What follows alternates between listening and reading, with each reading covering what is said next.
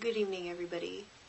If you tuned into InfoWars today, or visited the site, or seen today's or tonight's nightly news shows, you will no doubt have seen the leaked Army document referring to re-education camps in America. Paul Joseph Watson did a story on this document and how it outlines internment of political dissidents into camps with PSYOP officers who will re-educate them and give them an appreciation for U.S. policies. I've had a chance to look through this document, and it's pretty disturbing. I think immediately once it got put up, there were people attacking it, saying, of course this is not even true, it's totally not a domestic document at all. Show me any place in here. There was a guy that called the show during the day and said, show me any place in this document where this is a continental U.S. document. And if you go back to the story now, which I think last time I checked had over 400 comments, they've actually placed on there multiple passages throughout this document that show exactly how it's meant to be used domestically, including the fact that out of 7 agencies listed in the document, as far as agencies who will be helping to intern people, 3 of them are domestic-only operations.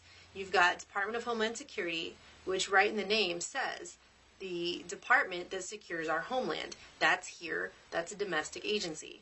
Then you've got FEMA. Again, Federal Emergency Management Agency. That's here. That's a domestic agency. Okay? So if it's not going to be used domestically, then why do we have domestic agencies involved at all? Okay? That's the first thing. So that kind of threw that argument out the window.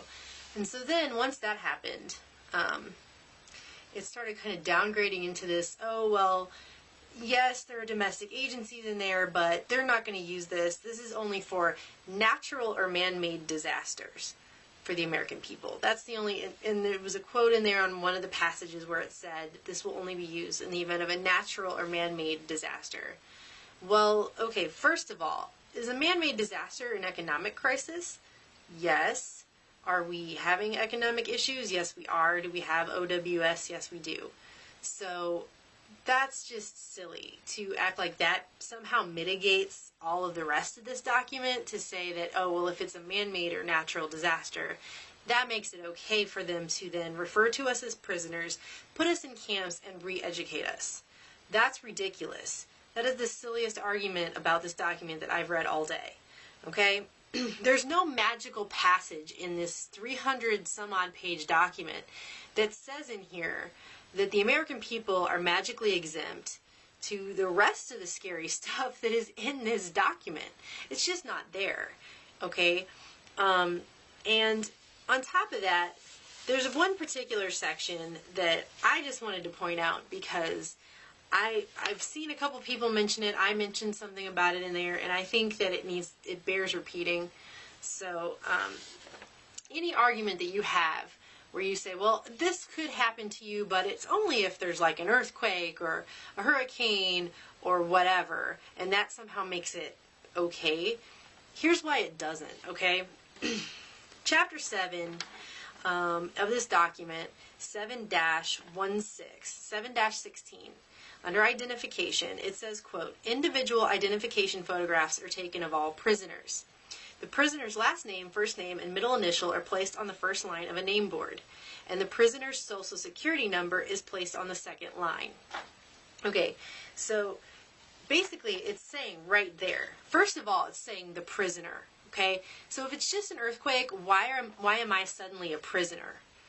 Do you see what I'm saying here? If they're using the term prisoner, I'm sure they had a dictionary. They could have found other synonyms to use. They use the term prisoner for a reason. Okay? If there's an earthquake, did I commit a crime that I'm suddenly a prisoner? No. Okay? I shouldn't be if this is still America. But anyway, secondly, it says the prisoner's social security number is going to be placed on that board. Okay.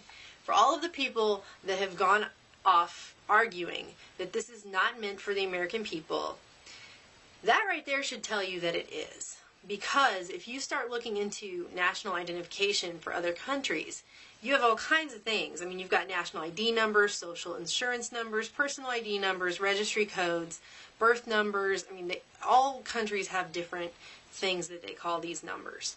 Okay? But in fact, only one other country that I found besides us refers to these numbers as a social security number, and that's Austria.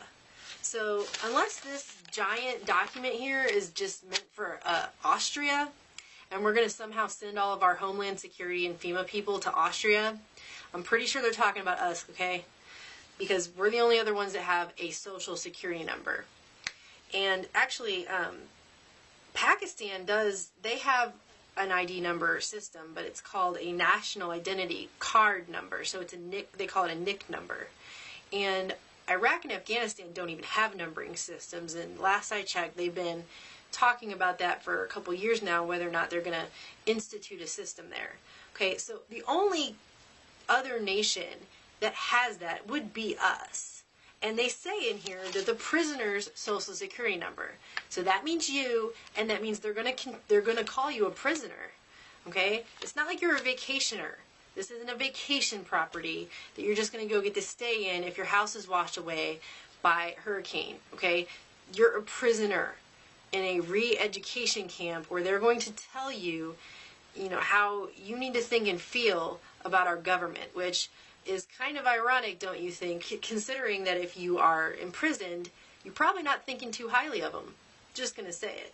So anyway, I just wanted to put that out there because I think that a lot of people were really quick to jump on the bandwagon with this document and say that InfoWars is just fear-mongering and they're just trying to scare people, and that's not the case, okay?